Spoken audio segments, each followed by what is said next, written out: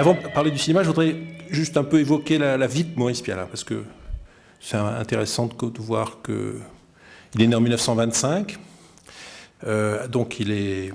Et puis sa première vocation, c'est pour ça que le livre que j'ai écrit et puis l'exposition à Paris s'appelle Maurice Pialat, peintre et cinéaste. Sa première vocation, c'est la peinture. Et ça, c'est très important pour lui. Il est jeune, il a 17 ans, il s'inscrit aux arts décoratifs à Paris en 1942.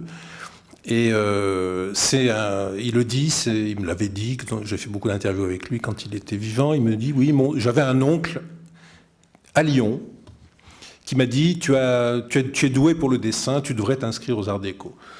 Et puis là, c'est inscrit aux arts décoratifs. Et donc, aux arts décoratifs, il a appris, comme tous les élèves, à dessiner, à peindre. Et il y est resté aux arts déco jusqu'en 1946. Et en 1946, il a commencé à exposer, 44, 45. Il a commencé à exposer dans des salons, ce qu'on appelle des salons pour les jeunes peintres. Il y avait un salon qui s'appelait le salon des moins de 30 ans. Il commence à exposer. Et puis en 1946, très brutalement, très brusquement, il décide d'arrêter, quoi.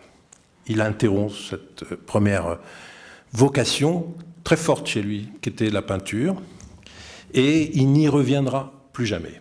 C'est-à-dire que pour lui, c'est une première vie, une première expérience artistique sur laquelle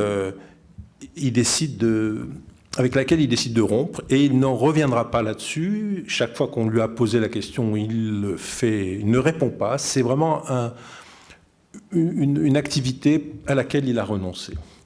Alors c'est très important de savoir ça, parce que, évidemment, quand on est un jeune homme, il a 17 ans en 1942, il en sort en 1946, il a 21 ans, il a déjà une première expérience, il a déjà peint des tableaux, une quarantaine. Et ces tableaux, quand on lui posait la question de savoir où ils étaient, il disait « plus rien n'existe ». Il y avait juste chez lui, dans son appartement, dans sa bibliothèque, un autoportrait. Il dit voilà, j'ai gardé que ça, un autoportrait assez fort. Je ne sais pas si on ne peut pas le montrer là, mais il est très impressionnant, l'autoportrait. Et il ouvre effectivement l'exposition à Paris. Voilà. C'est un autoportrait de Pialat, assez fort, sombre. Il est tout jeune, donc quand il fait ça, c'est pas daté, mais il a 20 ans, quoi. Donc il se peint déjà avec ce regard, ce caractère sombre, et c'est un assez beau, je trouve un assez beau portrait. Il se trouve que ces tableaux, quand Pialat est mort le 11 janvier 2003, sa femme, Sylvie, a trouvé dans la cave tous les tableaux. Donc tout était là. Rien n'avait disparu, tout était gardé. Donc Pialat gardait tout, en fait. Et il le niait. Il niait qu'il avait tout gardé. Donc, évidemment, on a découvert, grâce à Sylvie Pialat, d'abord, très vite à Paris, une petite exposition très rapide dans le grenier des Grands Augustins, qui est l'ancien atelier de Pablo Picasso, dans le 6e arrondissement, là où Picasso avait peint Guernica. On a découvert les tableaux de Pialat. Et puis, le deuxième lieu où ces tableaux ont été exposés, c'est ici même, à l'Institut Lumière, il y a 10 ans. Peut-être certains d'entre vous s'en souviennent, mais moi je m'en souviens, j'étais venu avec Sylvie Pialat pour évidemment accompagner cette première exposition. L'Institut avait publié un petit catalogue consacré à cette période de la vie artistique de Maurice Pialat que personne ne connaissait, que même les amis, les proches dont j'étais ne connaissaient pas. Donc c'était une découverte. Alors évidemment, après, on va se poser la question, mais pourquoi il arrête de peindre? Qu'est-ce qui lui prend? Alors, la réponse qu'il donnait, c'était soit on est un génie, si on n'est pas un génie, on arrête, quoi. Tout de suite, cette dimension-là chez Pialat, qui va après être totalement permanente dans sa conception de son propre travail, quoi. Une exigence absolue, et souvent le sentiment de ne pas être à la hauteur de cette exigence. Je fais un saut en avant, mais quand il a la Palme d'Or à Cannes en 1987, pour Sous le soleil de Satan, certaines personnes dans la salle le sifflent, il est blessé, il lève le poing, et il dit cette fameuse phrase dont vous vous souvenez peut-être, « Si vous ne m'aimez pas, sachez que je ne vous aime pas moi non plus ». Et d'une certaine manière, Je me souviens, j'étais là, moi j'étais du côté de Piala, contre les siffleurs. Il ne faut jamais être avec les siffleurs. Les siffleurs, c'est trop facile de siffler. Même quand on n'aime pas, on ne siffle pas, on respecte. On peut ne pas aimer, mais moi j'aimais. Et surtout, il y avait chez Piala déjà ce sentiment que, même en obtenant cette Palme d'Or, elle était entachée de quelque chose qui l'avait blessé. Et c'était un sentiment permanent chez lui, quand il a fait ses plus beaux films, je pense à Van Gogh aussi, qui était à Cannes en 91, pour moi un film vraiment bouleversant sur Van Gogh, et dont je considère que c'est un autoportrait de Piala, même si lui ne le disait pas comme ça. Moi je pense que c'est un autoportrait, c'est vraiment un portrait d'un peintre incompris et que la société ne comprend pas, et Piala c'était ça. Piala avait ce sentiment-là, d'être un cinéaste incompris, que la société ne comprenait pas. À tort ou à raison, mais c'était comme ça que lui se vivait, et d'une certaine manière, il faut respecter son point de vue. Donc, même quand il a la Palme d'Or, donc il est consacré, il a le sentiment que cette Palme d'Or, elle est entachée de quelque chose qui salit d'une certaine manière cette récompense, le fait qu'une partie du public à Cannes le siffle. Il le vivait très mal, voilà. Donc cette dimension-là, elle va exister tout le temps. Alors il arrête de peindre en 1946, et puis tout d'un coup, qu'est-ce qu'il fait? Il se retrouve à Lyon, visiteur médical. Qu'est-ce qu'il fait? En 1946, la Libération, visiteur médical à Lyon, une vie matérielle difficile, comme il dit, et il dit c'est parce que voilà, j'avais besoin de travailler. Et cette vie matérielle difficile va durer pendant des années et des années. Puisque, vous voyez, le premier long métrage de Piala, c'est L'Enfance nue, 68, donc c'est tard. Il a 43 ans. Tous les autres avant, c'est des courts-métrages. Les premiers, Jusqu'à l'amour existe, les 4 premiers, c'est des courts-métrages amateurs. Je ne vous les recommande pas vraiment, ils sont moyens. Honnêtement, vous les trouvez sur le DVD, le coffret Gaumont. L'amour existe, c'est magnifique. 60, documentaire magnifique, professionnel, produit par un producteur important de l'époque, qui est un producteur de la Nouvelle Vague, mais aussi qui a été un producteur de Jean Renoir, qui s'appelle Pierre Braunberger. Peut-être ce nom vous dit quelque chose. Ça a été un grand producteur de cinéma. Il a produit beaucoup de films de Jean Renoir, dont un des plus connus peut-être, et un des chefs-d'œuvre du cinéma qui est Partie de campagne, que peut-être vous avez vu, qui est un sublime film, donc produit par Pierre Braunberger. Pierre Braunberger décide de... Voilà, il commence à croire que Piala a peut-être du talent. On est en 60, il fait un court-métrage, L'amour existe, magnifique, sur la banlieue à Paris. Très beau film lyrique, très très beau. Musique de Georges Delrue. Georges Delrue va devenir le grand compositeur des films de Truffaut, entre autres, et d'autres cinéastes, mais surtout de Truffaut. Et puis, Janine, 62. Janine, c'est un court-métrage aussi, qu'il n'a pas écrit, qui est un court-métrage que Claude Berry a écrit. Claude Berry, qui est Claude Berry? Vous savez, cinéaste, producteur. Mais Claude Berry, en 62, c'est un jeune acteur, plus ou moins talentueux. Il fait beaucoup de second rôles, mais il est... Bon, c'est pas génial. Il écrit ce court-métrage, Janine, et Piala décide de le réaliser.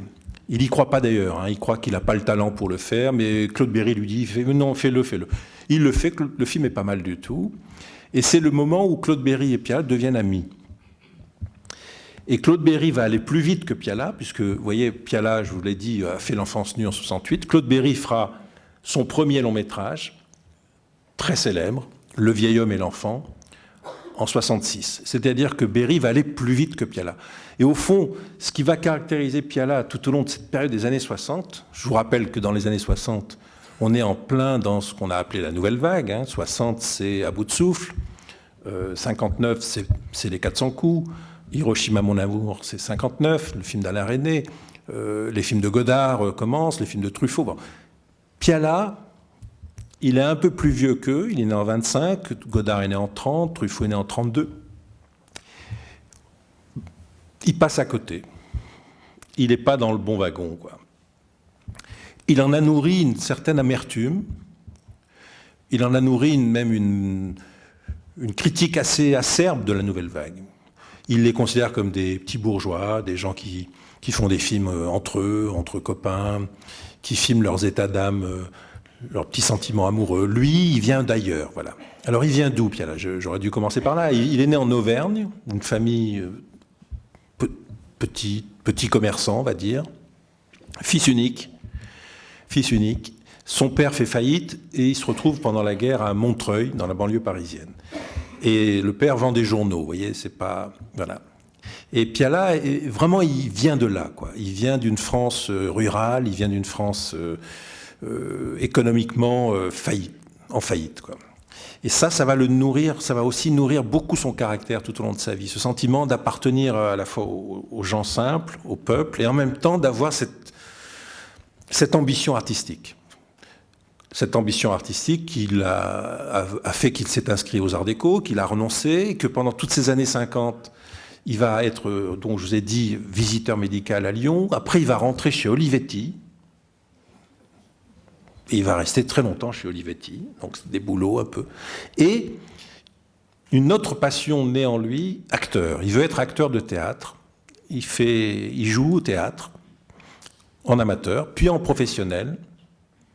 Il rencontre un metteur en scène à l'époque peu connu, mais qui est resté un nom très important et qui est d'ailleurs toujours en vie, qui est Claude Régis, très grand metteur en scène de théâtre, à l'époque débutant. Claude Régis trouve qu'il a un talent, mais pas assez pour le prendre dans des premiers rôles. Donc là, Piala, pareil, a le sentiment de rater, quoi. De pas être pris en considération. Et il écrit, ça on l'a découvert aussi après sa mort, énormément de scénarios, des courts-métrages, il écrit des courts-métrages et tout. Et quand il est mort, sa femme m'a donné, enfin en tant que, pas moi personnellement, mais à la Cinémathèque, toutes les archives de Piala, et on a découvert 47 projets de scénarios, de courts-métrages, pas réalisés.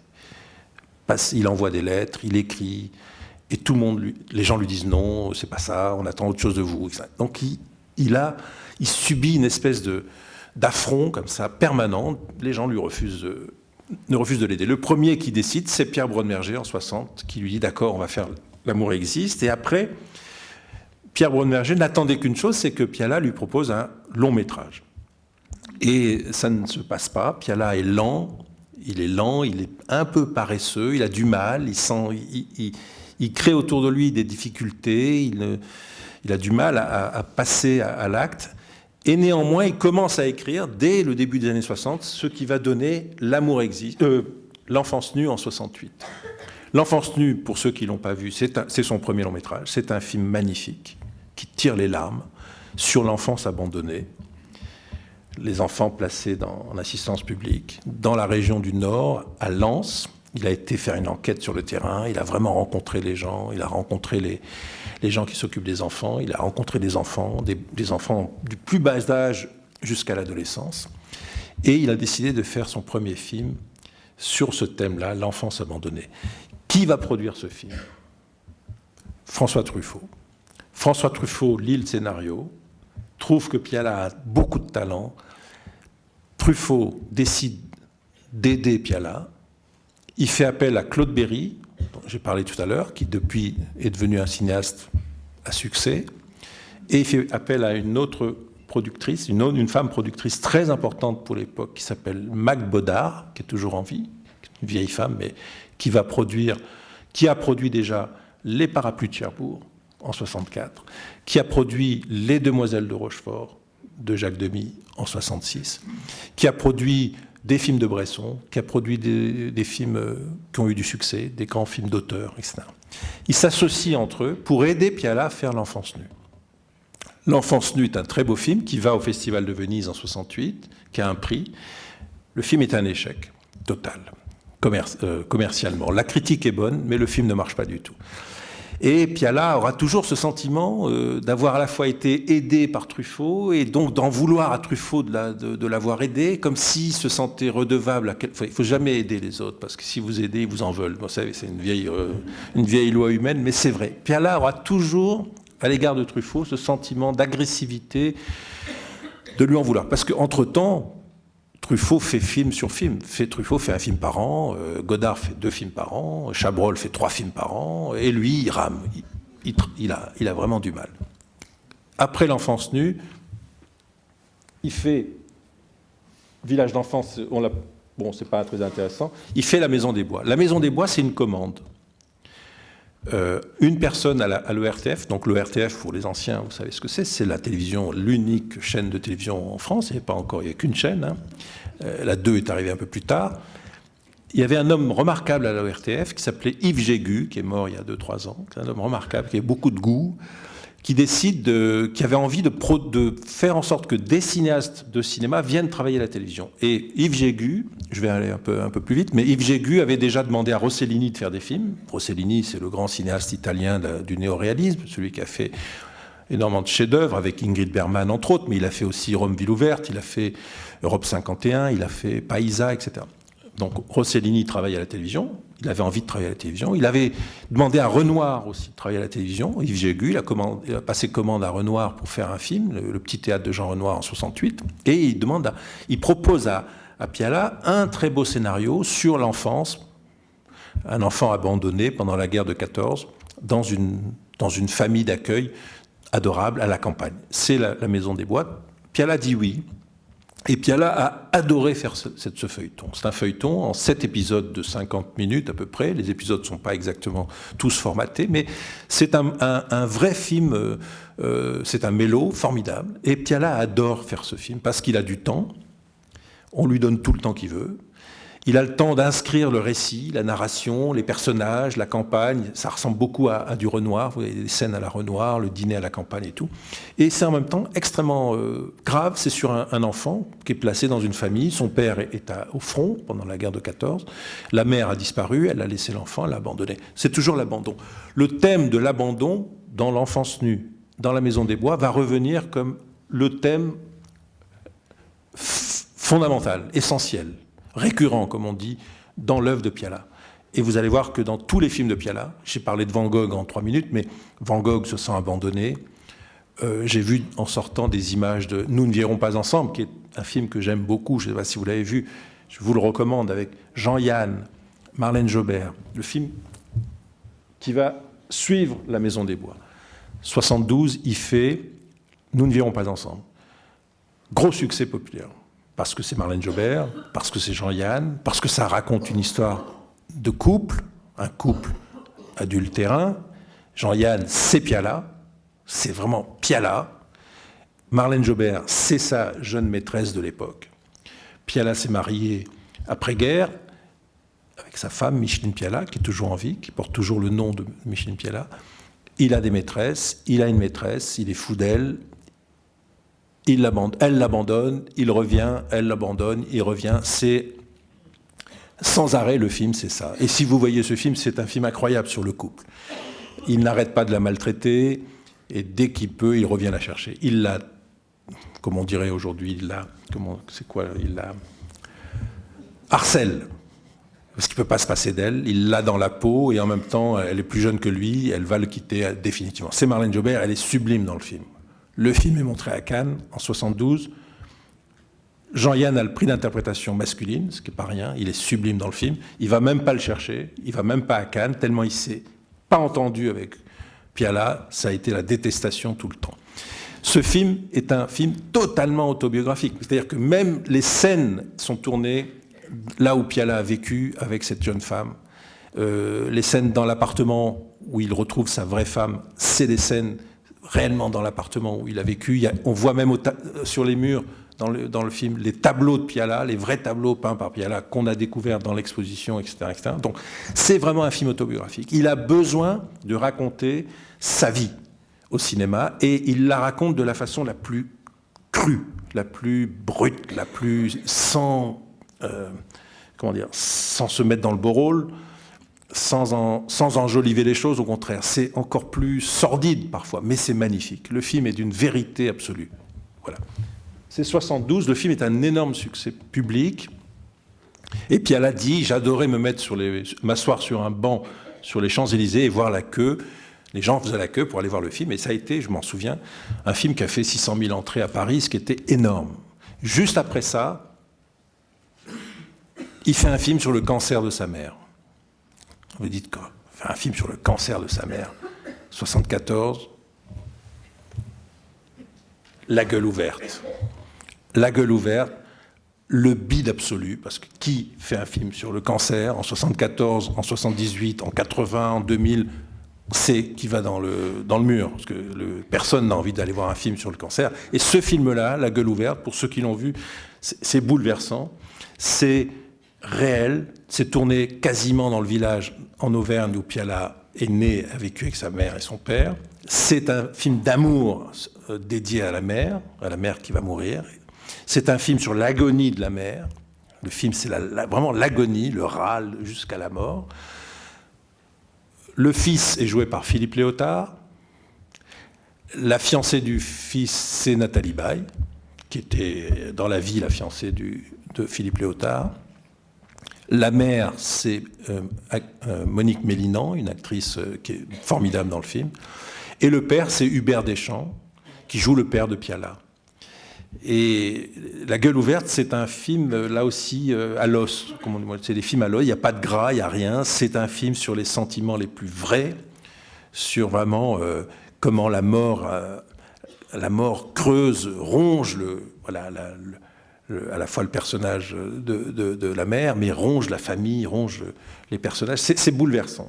Évidemment, c'est un énorme échec. Et on a l'impression que Piala a voulu faire un film, après le succès de Nous ne vivions pas ensemble, a voulu presque se flinguer, enfin se suicider artistiquement, si vous voulez. Mais le film est magnifique. Et la critique sera très bonne, mais le public ne viendra pas. Et évidemment, ça va nourrir son ressentiment, et le sentiment qu'il n'est pas aimé, pas apprécié, comme les autres cinéastes à qui il reproche, eux, d'avoir du succès. Piala aura toujours sur leitmotiv chez lui. Donc 74, vous voyez, ça va vite. La gueule ouverte. Passe ton bac d'abord, 78. Vous voyez, il se passe 4 ans. 4 ans, c'est long. Piala, pendant toute cette période, ça c'est très important, vit avec la sœur de Claude Berry. C'est pas je ne suis pas là pour vous raconter des histoires d'alcôve, c'est que c'est une relation personnelle, sentimentale, mais c'est aussi une relation de travail. Passe ton bac, Loulou, À nos amours, c'est 3 films qui sont très, très, très... comment dire, qu'on pourrait attribuer en grande partie à cette personne, Arlette Langman. Arlette Langman est la sœur de Claude Berry. Claude Berry s'appelle en fait Claude Langman. Sa sœur est plus jeune que lui. Et Piala et Arlette ont une histoire d'amour. Il a 25 ans de plus qu'elle. Et Arlette, dès l'enfance nue, est là. Elle est script, monteuse, co-scénariste. Elle va vivre avec Piala pendant de longues années et elle va être vraiment à ses côtés, j'ose presque dire à son service. Elle va vraiment l'aider à faire des films. Et Passe ton bac d'abord, c'est un film qui est fait en contrebande. Il a eu l'avance sur recette, vous savez ce que c'est, le CNC donne une avance sur recette sur un projet. Ce projet, ça s'appelle Les Meurtrières. C'est un fait divers qui a eu lieu dans la région de Chalon-sur-Saône. 2 autostoppeuses, une beurre et une petite beurre, comme on dirait, comme on disait, on ne dit plus maintenant, mais, et une jeune non pas beurre, donc prennent un autostop, sont prises en autostop et tuent le conducteur qui les a pris en autostop pour l'argent, etc. Il a envie d'en faire un film, il fait des essais, il trouve l'actrice, il commence le tournage et au bout de 2 jours, il arrête. Suicidaire, il arrête. Donc c'est quelque chose que personne ne fait jamais, ça.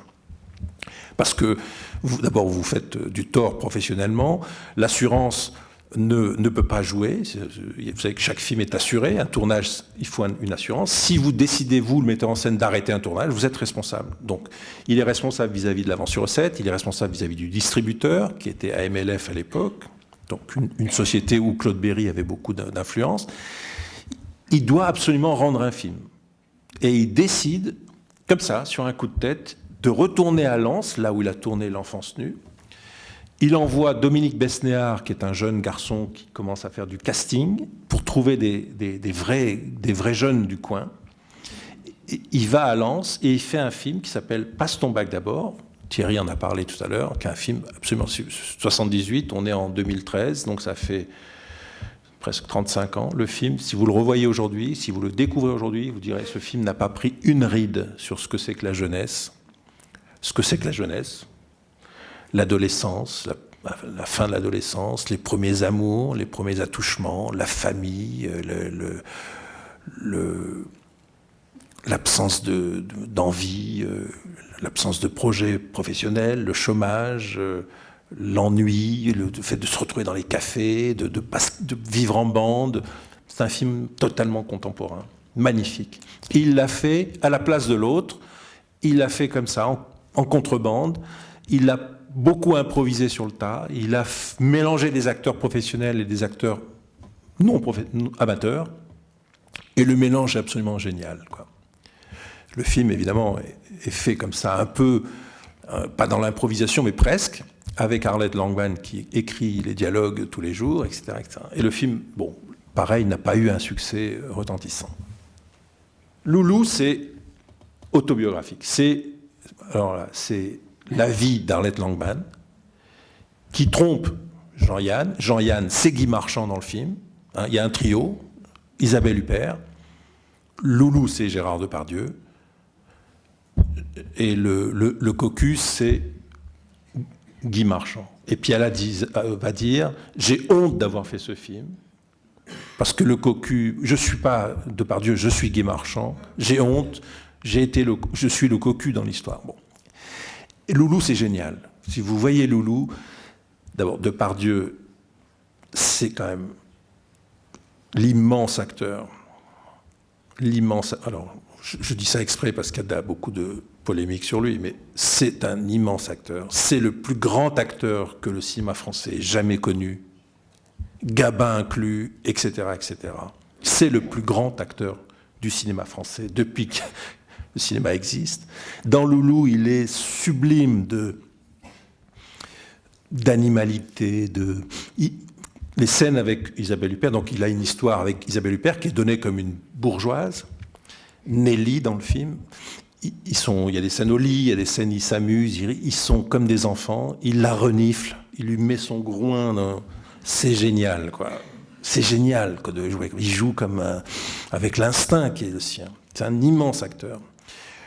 Loulou, c'est Isabelle Huppert qui a l'initiative de tout. Elle est à l'époque la compagne, je ne révèle pas grand-chose, elle est la compagne de Daniel Toscan-du-Plantier, qui est le directeur général de la Gaumont. Donc c'est grâce à elle que Piala a accès à la Gaumont. Et Gaumont, c'est une grande société de production et de distribution. Piala fait ce film avec deux vedettes. Isabelle Huppert est une jeune vedette, Depardieu est un immense acteur déjà en 80, 79. Le film se passe moyennement bien entre Gérard Depardieu et Piala. Quant à Isabelle Huppert, à peine le film terminé, il reste encore des choses à faire. Elle se tire parce qu'elle va tourner le film de Cimino que vous avez vu ici. Les Portes du Paradis, évidemment, ça ne se refuse pas de faire un film aux États-Unis. Elle a bien eu raison, parce que le film est sublime et qu'elle est magnifique. Piala lui en veut à mort parce qu'elle s'est tirée. Depardieu arrête parce qu'il a 3 films à faire dans la foulée. Depardieu, à l'époque, vous connaissez son rythme, il en fait 6 par an. Piala reste sur le carreau et dans l'aigreur, le ressentiment, la haine, etc. Loulou va à Cannes, n'a rien à Cannes, mais le film est magnifique. Et c'est l'histoire d'Arlette Langman, quoi, qui effectivement a trompé Maurice avec un technicien. Bon, et c'est un technicien, c'est-à-dire un voyou, enfin pas un voyou, un casseur, je sais pas quoi. Bon, le film est vraiment magnifique. Trio amoureux, la jalousie, voilà. À nos amours,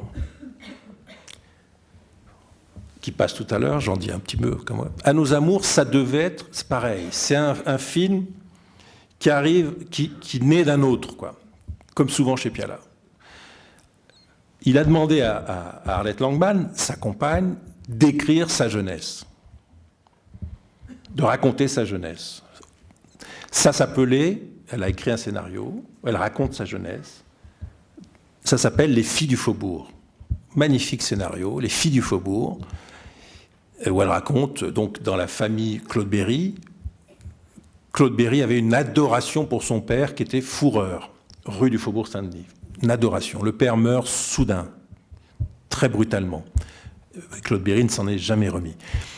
Arlette est la jeune sœur, elle sort, comme elle a 16 ans, elle a sa meilleure copine, c'est Martine, dans le film, et dans la vie, Martine, c'est une autre personne qui s'appelle Martine Giordano, qui est une monteuse de films. C'est ça, c'est la jeunesse dans les années 50, 60, le faubourg, la famille, la découverte de la liberté, mais quand même l'emprise familiale. Enfin, vous connaissez, on a tous vécu ça. Le film traîne comme ça, Piala le trouve pas mal et tout. Il le met de côté pour faire Loulou. Ça revient après, parce qu'il n'a pas d'inspiration, Piala. C'est quelqu'un qui n'a pas beaucoup d'inspiration. Il a besoin que quelqu'un lui amène de la chair fraîche, quoi, du vécu, de l'histoire, du narratif, si vous voulez. Il reprend le projet, il fait des essais pour trouver une jeune fille de 15 ans, comme ça, qui lui amène un peu la vie, la réalité, la jeunesse. Il fait des bouts d'essais, casting, arrive Sandrine Bonnaire, personne ne connaît, elle accompagne sa sœur, qui veut faire du cinéma,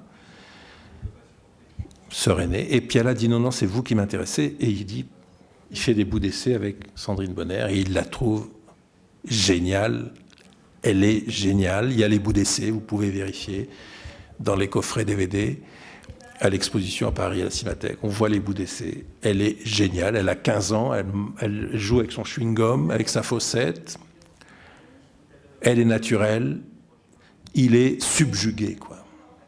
Elle est géniale. Et tous les autres sont à côté. Il y a même un bout d'essai où Piala lui fait le rôle du père avec elle. Et on voit bien qu'il est bluffé, quoi. Elle est géniale, quoi.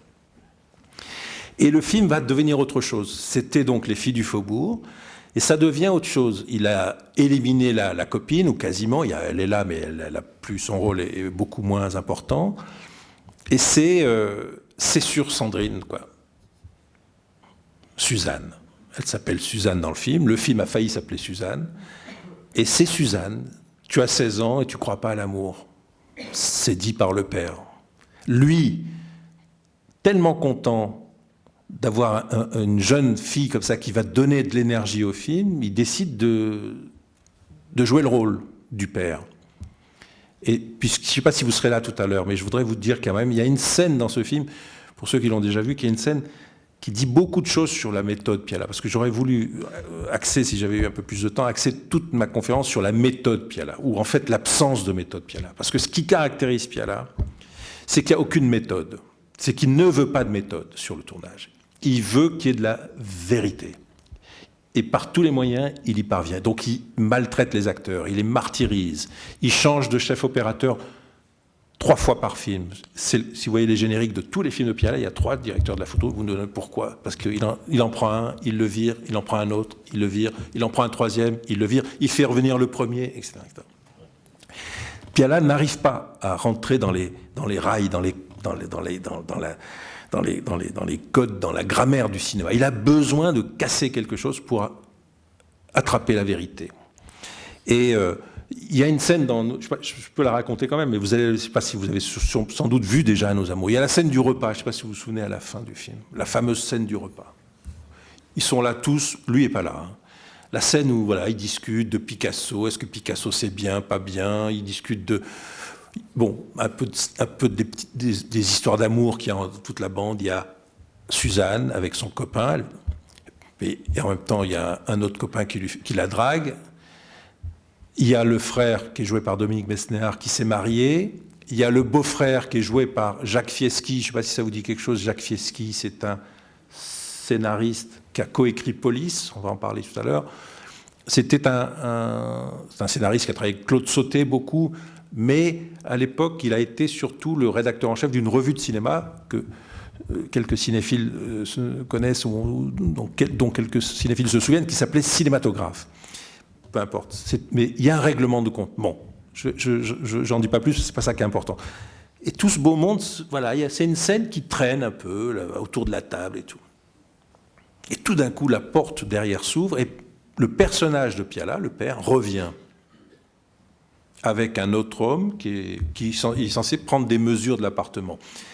Et tous les gens qui sont autour de la table n'étaient pas au courant que Piala allait revenir dans la scène. Le père était censé être mort. Et Piala a décidé de revenir dans la scène, dans la vie du père. Il a décidé de revenir dans le film. Et il n'a pas prévenu les acteurs. Il a juste prévenu le caméraman, Jacques Loiseleux, qui effectivement s'attendait à ce que, donc, qui avait fait son travelling en sorte qu'il puisse intégrer l'arrivée de Piala, qui arrive vraiment de derrière un mur. La mère, qui est jouée par Evelyn Kerr, et la mère, je ne sais pas si vous avez vu le film, mais ça se frappe beaucoup, hein, ça cogne beaucoup dans le film. La mère cogne beaucoup Suzanne, le frère, Dominique Besnéard, cogne beaucoup Suzanne, ça se cogne beaucoup, mais vraiment des vrais coups, hein, rien n'est simulé. Et Piala revient, comme un fantôme, il revient dans la scène, et les acteurs sont là, ils ne savent pas quoi dire, quoi. Ils créent un effet de sidération incroyable. C'est-à-dire, ce que je voulais dire, c'était que, du point de vue de la méthode du cinéma, personne ne fait jamais ça. Hein. Jamais un cinéaste ne dit pas à ses acteurs qu'est-ce qui va se passer dans la scène. Si vous voulez. En général, même s'il y a de l'improvisation, les places sont attribuées, on sait comment ça va à peu près se passer, la durée à peu près connue d'avance, etc. Là, ils sont, je ne sais pas combien, autour de la table, 7, 8, 9, je ne sais plus. Ils ne savent pas. Ils ne savaient pas que la scène allait, comme ça, non seulement s'installer et durer, mais qu'un des personnages qui avait disparu du film reviendrait et allait régler ses comptes avec à peu près tous les personnages qui sont là. Et le règlement de compte, vous allez voir, si vous n'avez pas vu le film, je vous recommande vraiment de le voir ce soir, puisqu'il passe tout à l'heure. C'est une scène, dans le cinéma, c'est une des scènes à la fois les plus fortes, mais les plus incongrues de toute l'histoire du cinéma, parce qu'on n'a jamais vu ça, quoi. Parce que ça crée des effets de regard absolument. Ils sont tous là, ils n'ont pas de réplique, quoi. Ils n'ont rien à dire. C'est juste le père, et le cinéaste en l'occurrence, revient dans le film, règle ses comptes avec son fils, et le fils, dans la vie, c'est Claude Berry, donc il règle ses comptes avec Claude Berry. Le Jacques Fieschi, le beau-frère, il règle ses comptes avec Jacques Fieschi parce que dans un numéro de cinématographe, Jacques Fieschi, à l'époque rédacteur en chef, avait publié un article, un entretien avec Pierre-William Glenn, directeur de la photo, qui avait mis une note de 4 sur 20 à Piala. Piala n'avait pas aimé ça du tout. Donc cette scène, il faut la lire à tous les niveaux. Le père revient, ne prévient pas les acteurs, les personnages, règle ses comptes avec tout le monde, et la mère veut le foutre dehors. Elle lui donne une gifle, il lui fracasse la tête sur la table, et elle prend un coup réellement, vraiment, elle prend un coup. Et en fait, il s'adresse à Suzanne en lui disant « Suzanne, t'es de quel côté? T'es avec eux ou avec moi ?» Et c'est toute la question du film. Le père veut récupérer, il veut l'amour de sa fille. Et la fin du film, vous la verrez tout à l'heure. Du point de vue de la méthode cinématographique, c'est exactement la métaphore de tout ce qu'on pourrait dire de Piala cinéaste. C'est-à-dire que Piala est capable de créer, à l'intérieur même de ses films, comment dire,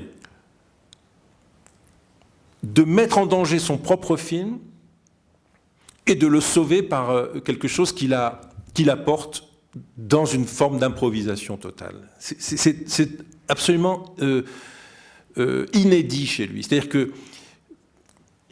un film, ça n'est jamais l'application d'un scénario à la lettre, ça n'est jamais l'application d'un programme ou d'un projet préécrit, il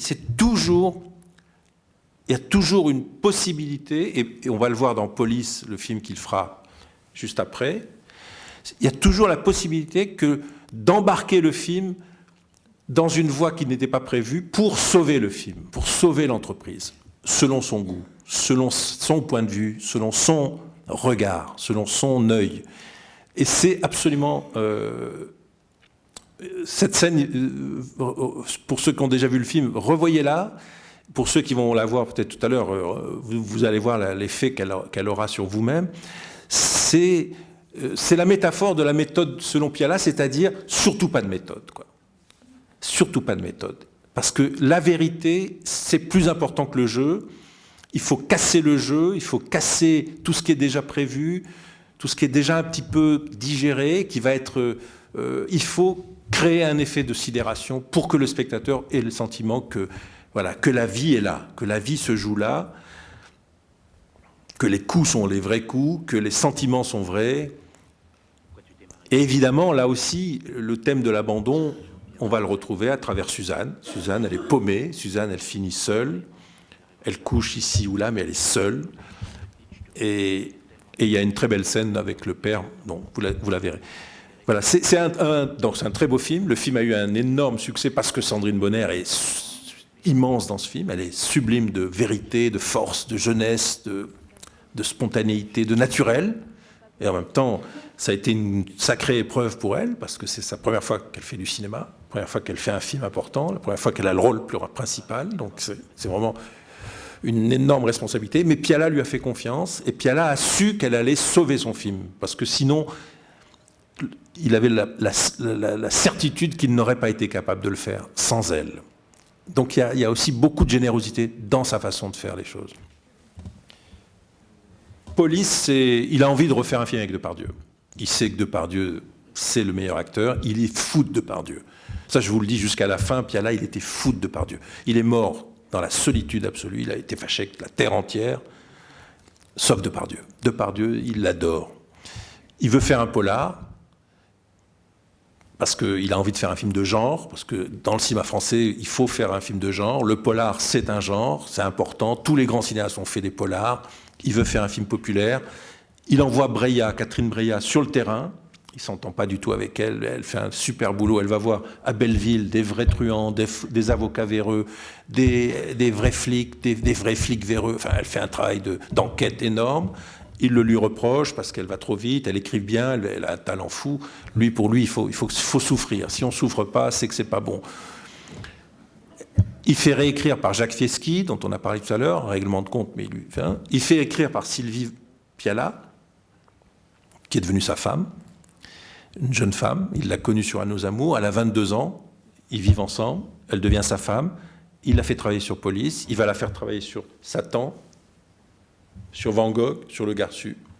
Sylvie Piala, formidable femme, intelligente, vive, très jeune, magnifique. Police, Depardieu. Bien sûr, il lui faut une autre vedette. Il prend Sophie Marceau, ça va être l'horreur. Ils vont ne pas s'entendre du tout. Il la casse, il l'humilie. Bon. Elle est magnifique dans le film. Elle n'a pas bien compris pourquoi, mais elle est formidable dans le film. Je ne sais pas, c'est comme ça. Il y a souvent des malentendus entre les acteurs et les metteurs en scène, mais ce n'est pas grave. Ce qui compte, c'est le travail, c'est l'œuvre, c'est ce qu'on voit sur l'écran. Elle est formidable dans le film, dans Petite Beurre, Noria, elle est formidable. C'est un mélo. Alors, c'est un peu tiré par les cheveux. Le flic sentimental tombe amoureux de la petite dealeuse Beurre, qui fait partie d'une bande de trafiquants. Bon, et en même temps, l'amour est impossible. Donc, c'est vraiment... L'amour existe, mais il semblerait que non. Le film est très fort. Depardieu est génial. Tourné dans un studio. Tout le commissariat est reconstitué. C'est beaucoup fait sur comme ça, la lumière bleutée, les nuits... C'est un film vraiment moi que j'aime beaucoup, Police, qui a eu du succès parce que le casting est formidable. Richard Anconina joue l'avocat véreux. Il m'a raconté, l'autre jour, il est venu présenter le film à la Cinémathèque, il m'a dit à quel point il avait été maltraité par Piala. Mais maltraité, humilié, etc. À tel point qu'il était... Ça, c'est très intéressant.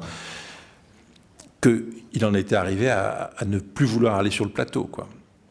Donc à se mettre en arrêt maladie, en arrêt psychiatrique. Non, c'était un point de gravité. Le producteur Daniel Toscan du Plantier a supplié Richard Anconina et son agent de revenir sur le tournage. Richard Anconina a dit « Je ne viens que si Piala m'écrit une lettre d'excuse ». Piala écrit une lettre d'excuse, qui est dans l'exposition à Paris, si vous y allez, magnifique. Et Richard Anconina a dit non, il ne suffit pas qu'il m'écrive une lettre d'excuse, il faut qu'il la qu'on l'affiche avec la feuille de journée pour que tous les techniciens qui ont vu à quel point il m'avait humilié la lisent. Donc tout le monde a lu la lettre de Piala d'excuses. C'est à cette condition que Anconina est revenu faire son boulot. Alors qu'il était, mais fier, comme c'est pas possible de tourner avec Piala, fier, tremblant de peur, mais fier. Et l'autre là. Et il est génial dans le film. Donc vous voyez, c'est toujours pareil. C'est, la fin justifie les moyens, comme dirait Albert Camus, mais là, oui, vraiment profondément, Piala est d'une injustice, d'une méchanceté, d'une cruauté. Le résultat est là, il est magnifique dans le film. Mais la souffrance aussi, elle est là, quoi. Alors, bon, La Police, c'est le film le plus, sans doute le plus, commercial, on va dire, de Piala. C'est pas péjoratif. Depardieu, c'est vraiment, c'est formidable, quoi. Donc il tombe amoureux de Depardieu et il veut plus le lâcher. Ils font Sous le soleil de Satan. Alors Sous le soleil de Satan, c'est Bernanos, bien sûr. Il a lu ça quand il avait 20 ans. Si vous n'avez pas lu ce livre, les jeunes, il faut le lire. Il faut ne pas croire que Bernanos soit un auteur rébarbatif. C'est pas vrai. C'est une langue sublime. C'est une écriture magnifique. Piala a lu ça très jeune, puis l'a mis de côté. Et ils sont avec Toscan du Plantier, qui entre-temps a quitté la Gaumont. Il s'est fait vider de la Gaumont par Nicolas Seydoux. Il a créé sa propre société de production. Il a envie de travailler avec Piala et il lui dit, voilà, ils se mettent d'accord, Sylvie et Piala et Daniel Toscan du Plantier font en sorte que, voilà, de remettre un peu ce livre de Bernanos sur le tapis. Et Piala dit, bon, ben, on va voir si ça tient le coup. Et Sylvie Piala se met au découpage, elle lit le livre, elle découpe. Le film se fait dans la douleur, parce que Piala joue dans le film. Et ça, c'est très intéressant. Il joue le maître de conscience de Donissan. Le personnage principal, c'est l'abbé Donissan, joué par Depardieu. Et d'une certaine manière, Piala, jouant Menou-Ségré, est un peu la relation entre Piala et Depardieu est un petit peu, on va dire, métaphoriquement, pardonnez-moi, la relation entre un metteur en scène et un acteur. Je ne sais pas si vous voyez ce que je veux dire. Donc, le maître de conscience, c'est le metteur en scène du film, c'est lui qui joue le maître dans la vie spirituelle de Donissan. Et en même temps, c'est là le paradoxe, sur le plateau, c'est Depardieu qui dirige Piala. Parce que Depardieu est un acteur magnifique, instantané, juste, etc. Et que Piala est tremble de trouille d'être acteur en face de Depardieu. Donc la relation est complètement inverse sur le tournage. Le tournage est difficile. Le temps, il tourne dans le boulonnais. Il change de chef opérateur très souvent. Il n'arrive pas à trouver il n'arrive pas à trouver sa scène. Et il y a une des scènes très importantes, la scène avec le diable, qui est une scène clé dans le film. Cette scène-là, Piala pensait qu'il l'avait ratée, quoi. Et que s'il ratait cette scène, le film était raté. Donc il la tourne, il disparaît du plateau, il retourne à Paris. Yann Dedé, son monteur, monte la scène et trouve qu'elle est bien. Il dit à Piala, non, ta scène est réussie. Piala est rassuré, il revient. Enfin, le film se fait dans un chaos absolument indescriptible. Et le film est très fort. Moi, je me souviens l'avoir vu à Cannes en 87. On était un peu, assez impressionnés, quoi. Le film a la Palme d'Or. Je ne reviens pas sur ce que j'ai dit tout à l'heure. Et Piala n'est pas satisfait, voilà. Et vous voyez que, toujours pareil, entre 87, 91, 4 ans, alors qu'il vient d'avoir la Palme d'Or, il est lent, il n'a pas d'avance, il n'a pas de sujet à proposer, il n'a pas de scénario à proposer. Là aussi, Van Gogh, c'est un vieux truc. C'est une vieille idée qu'il a. En 64, il a fait, pendant une période de sa vie, où il a fait des films alimentaires pour Pathé, il a fait un documentaire sur Auvers-sur-Oise, là où Van Gogh a passé les 2 derniers mois de sa vie. Donc il connaît par cœur la vie de Van Gogh, il connaît par cœur la correspondance entre Van Gogh et son frère Théo. Tout ça, c'est un matériau qu'il connaît par cœur. Il décide de faire Van Gogh, il se met tout seul à écrire, c'est la première fois qu'il fait ça. Il écrit son scénario tout seul, par bloc comme ça. Il fait Van Gogh. Le film, normalement, aurait dû être interprété par Daniel Auteuil. C'était le choix. Daniel Auteuil était venu voir Piala en disant « Je suis le meilleur acteur du cinéma français, vous êtes le plus grand metteur en scène, il faut qu'on travaille ensemble. » Cause toujours, ça ne se fait pas. Il préfère aller faire, je ne sais pas quelle pièce de théâtre à Don Juan, je ne sais pas, c'est Don Juan, je crois, ou je ne sais plus, à Avignon, la ville où il est né. Il voulait absolument jouer à Avignon, dans la cour des papes, pour ses parents, sa famille, etc. Il a raison. Du coup, le film ne se fait pas.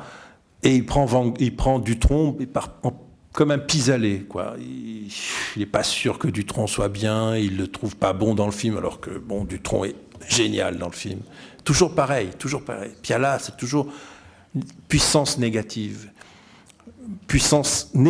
contre son œuvre, quoi. Il sape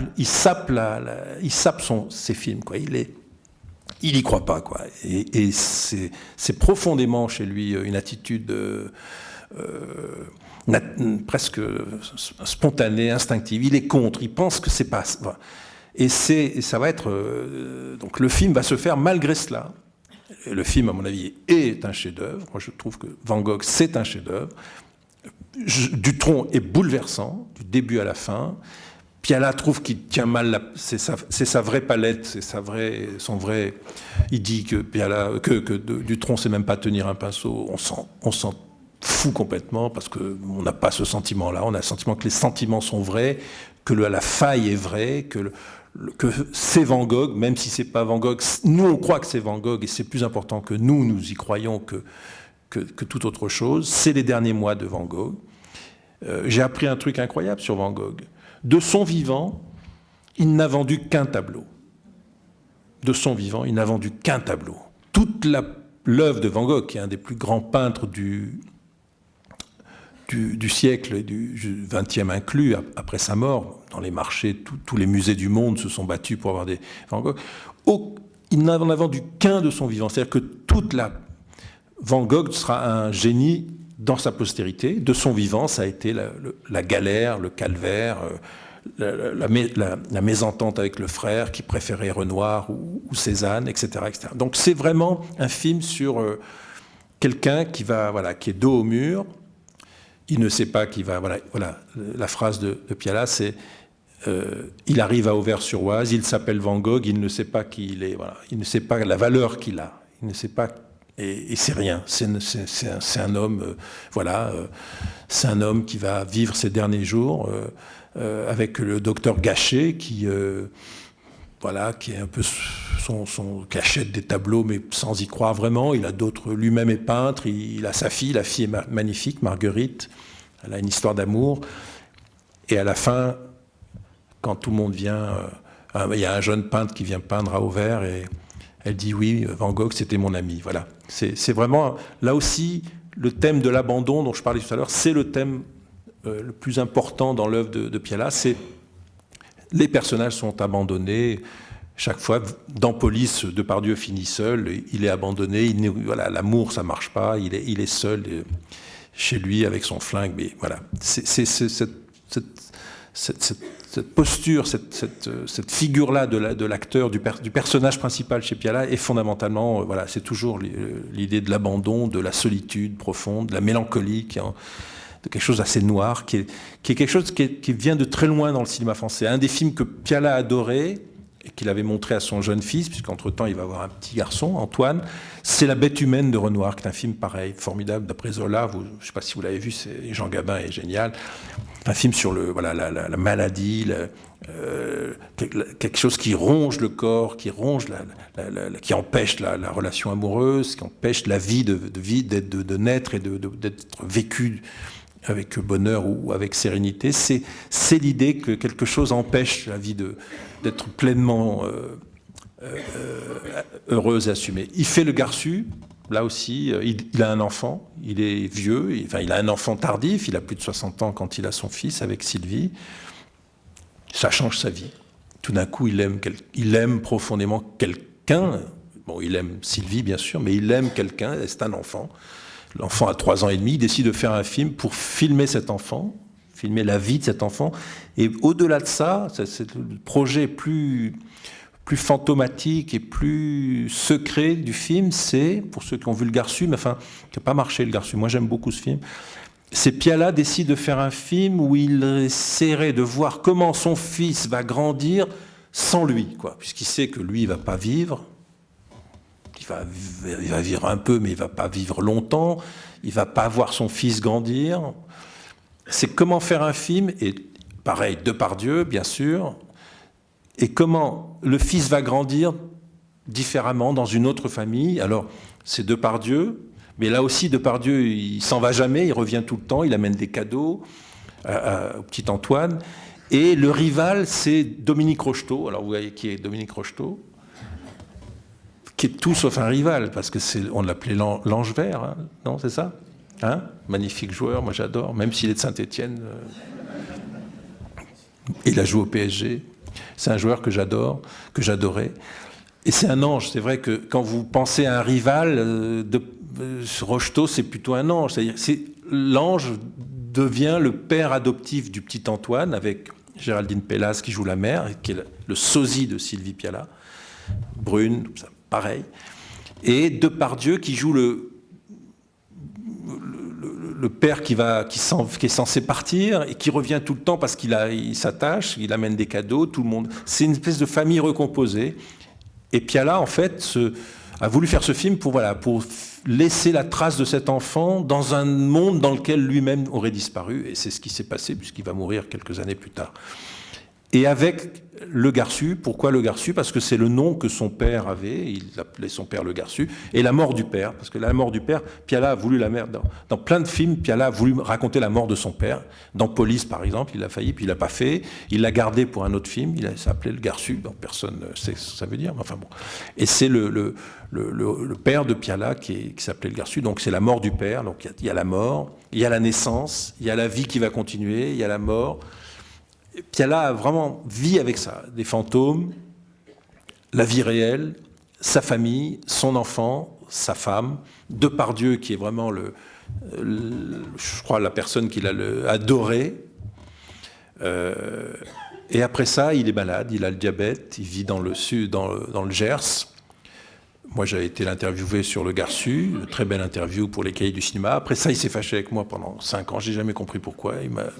Puis on s'est réconciliés, et puis on s'est réconciliés, et à partir de là, je l'ai vu tout le temps. Donc il a accepté que je sois là tout le temps, donc 2000, 2001, 2002. 2002, je vais terminer là parce qu'on n'a pas beaucoup de temps, mais 2002, j'avais organisé à Angers, au Festival Premier Plan, une rétrospective complète de Piala. À Angers, et je l'avais convaincu de venir. Il souffrait beaucoup, il avait le diabète, la dialyse, très très lourd. Il est venu en train avec sa femme, avec le petit Antoine, et puis on a fait un hommage magnifique, l'intégrale de ses films. On avait même montré les courts-métrages turcs. Ils sont là, je ne sais plus. Ouais, les chroniques turques, magnifiques. On les avait découverts avec Sylvie, vraiment, je savais que ça existait, je n'avais jamais vu, on les a trouvés aux Archives françaises du film. On en a projeté un dans la grande salle d'Angers, l'auditorium, il y avait 800 personnes. On l'a montré pour faire plaisir à Piala, et il m'a dit, mais le lendemain, on a fait une discussion publique, il m'a dit, mais tu l'as remonté, mon film, Serge. C'est pas moi qui ai fait ça, tu l'as remonté. Il m'a accusé d'avoir remonté son film. Enfin bon, c'était complètement délirant. Alors que tout le monde avait adoré ça. Ils sont très très beaux, les courts-métrages turcs. Personne ne les avait jamais vus. Il les avait là aussi niés, détruits. Pas question de les voir. On les a retrouvés. 6 magnifiques films qu'il fait en 63. Pareil, galère, il n'a pas d'argent. Il fait ça pour vivre, pour survivre. Et on a fêté l'anniversaire du petit Antoine qui est né le 27 janvier chez Depardieu. C'était une fête magnifique. Parce que Depardieu a un petit château dans le coin. Bon, voilà. Donc c'est le dernier souvenir vivant. Il a des vignes, vous savez, il a du vin. C'est le dernier souvenir très fort vivant que j'ai de Piala. Angers 2002. Un an après, sa santé se détériore considérablement. Avec ma compagne Emmanuelle, on est invité à fêter Noël chez lui le 25 décembre 2002. C'est un souvenir terrible pour moi, parce qu'il est vraiment très affaibli. Et pas là, vraiment pas là. Enfin, plus là, quoi. C'était vraiment pour moi très émouvant, parce que j'ai vraiment été très proche j'étais très proche de lui. Et à table, après, il est parti dans sa chambre. Il m'a appelé, Serge, viens. Donc j'étais le voir dans sa chambre. Il était là comme un enfant. Enfin bon. J'ai pris dans mes bras, on a appelé Sylvie, on s'est vu là. On s'est vraiment étreints les trois, comme ça, très fortement.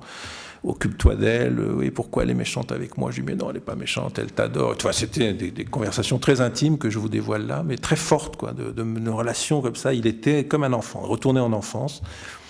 C'était un homme vraiment au bout du rouleau. C'était le 25 décembre 2002. Je suis parti en vacances une semaine, je suis rentré. Sylvie m'a dit, bon, il faut un médecin. Donc, je vais conseiller de voir mon généraliste, qui est très bien. Et on a vu le vendredi, il est mort le 11 janvier, j'étais là dans l'après-midi, Sylvie m'a dit qu'est-ce qu'on fait avec le médecin. Le médecin a dit il passera pas le week-end, quoi.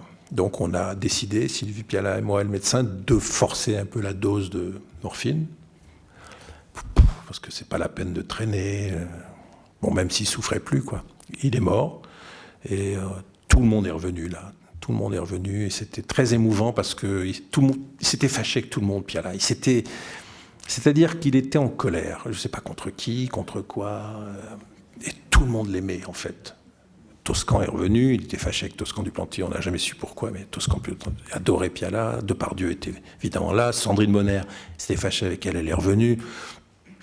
Arlette Langman était fâchée avec elle, elle est revenue. Tout le monde est revenu. Ça a été un moment, un week-end d'intense retrouvailles autour de cet homme qui avait fait le vide autour de lui. Parce que, pour des raisons qui tenaient à son caractère, à la haute idée qui se faisait de lui comme artiste, et à l'extrême humilité, au fond, qui l'animait aussi. C'est-à-dire qu'il avait le sentiment d'être... il n'avait pas le sentiment d'être le plus grand des cinéastes. Il ne supportait pas, et ça il me l'a dit à moi, mais il l'a dit à beaucoup de critiques, comment tu peux m'aimer et aimer ce cinéaste-là? Je ne dis pas de non, parce que ça peut être vexant. Alors on lui disait, mais quand on est critique, on aime d'autres cinéastes, c'est normal. Il ne supportait pas, il voulait qu'on l'aime exclusivement. Et c'est pas facile, parce qu'il y avait d'autres cinéastes intéressants. Et donc il souffrait, et donc il nous en voulait, et donc il se déconsidérait parce qu'il n'était pas... voilà, c'est ça Piala, c'est un artiste, pour moi, un immense cinéaste.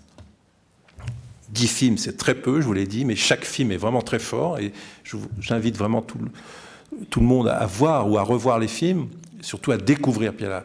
Il n'y a rien de plus fort que de découvrir À nos amours quand on n'a jamais vu un film de Piala, parce que ça ne ressemble pas à ce qu'on a fait dans le cinéma français. Il y a une espèce de force, de puissance, de vérité, d'émotion qui est exceptionnelle, quoi, dans son œuvre. Et quand on connaît un peu d'où ça vient, la peinture, le sentiment d'avoir raté, d'avoir été rejeté par le cinéma, d'avoir quand même réussi à faire un peu des films et d'avoir à peu près fait des films qui ne ressemblent pas trop aux autres, mais qui ressemblent un peu à ce qu'il était lui, ben on se dit qu'il a quand même accompli une œuvre. Voilà.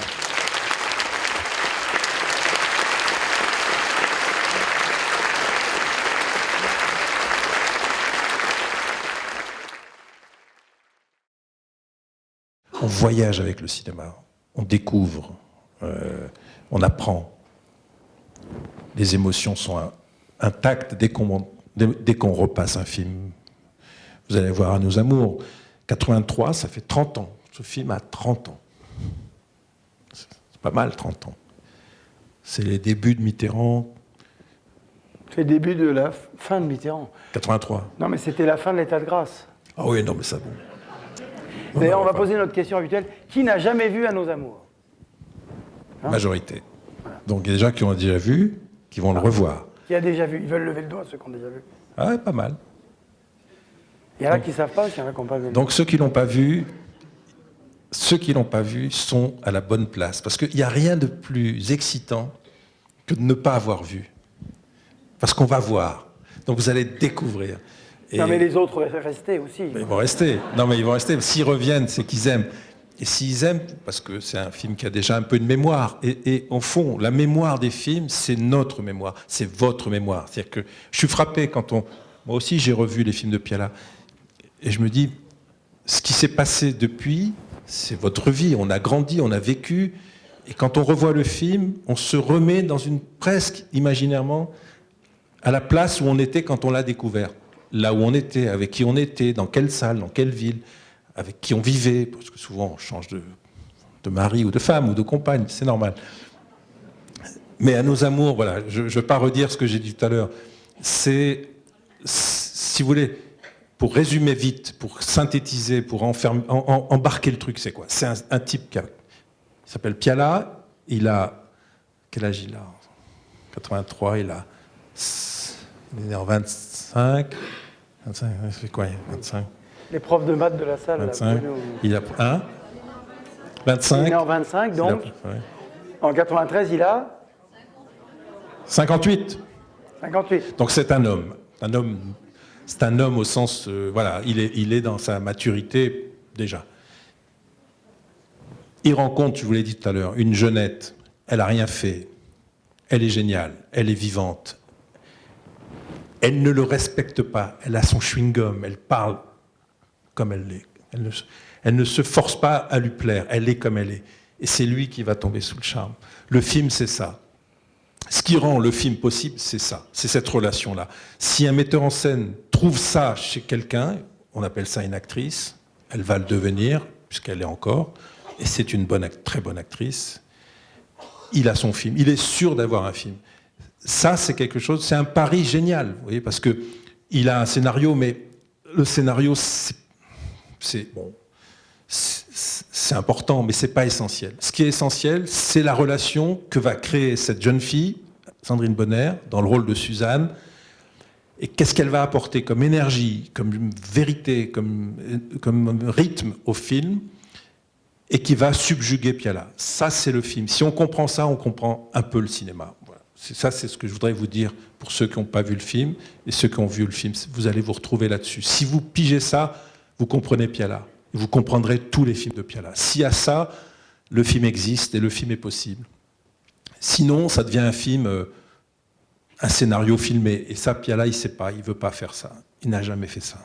C'est quelqu'un, il ne peut pas accepter ça. C'est peut-être parce qu'il a été peintre, je vous l'ai dit tout à l'heure, peut-être parce qu'il a une idée de l'art qui est un peu plus compliquée, plus chaotique, moins harmonieuse que cela. Il a besoin de passer par cette phase-là où le film est possible s'il y a quelqu'un qui tire le film vers quelque part. Et là, c'est l'actrice.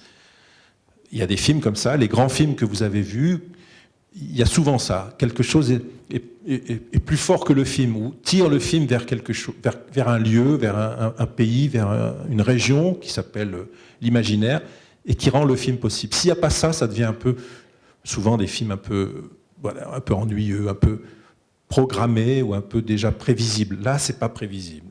Donc, revoyez-le, découvrez-le, revoyez la scène ou voyez attentivement la scène dont j'ai parlé tout à l'heure. Je ne vais pas en reparler parce que ça va être un peu lourd, je ne veux pas être lourd. Mais le film, il est une partie autobiographique, je l'ai dit tout à l'heure, la vie de Arlette Langban, scénariste du film, compagne de Piala. Ils arrêtent. À nos amours, c'est fini, leur histoire d'amour est finie. Il va découvrir cette très jeune fille qui est régisseuse, qui s'appelle Sylvie Danton, qui va devenir sa compagne jusqu'à sa mort. Donc voilà, le film, c'est tout Piala, ça. On a parlé de Cassavetes tout à l'heure. Je crois qu'il aimait bien Cassavetes. C'est-à-dire que le film est possible s'il y a une partition qui s'invente sur le tournage. S'il n'y a pas ça, ça l'ennuie. Il est capable de se tirer, quoi. Et là, il ne s'est pas tiré, il est resté. Non seulement il n'est pas resté, mais il est revenu, voilà. Et profitons de The Cold Song, la chanson de Klaus Nomi, magnifique, qui était un surgissement dans le cinéma de Piala, une chanson pareille. Et là, on est vraiment en plus dans les années 80. Je voudrais qu'on remercie très chaleureusement Serge Fidiana.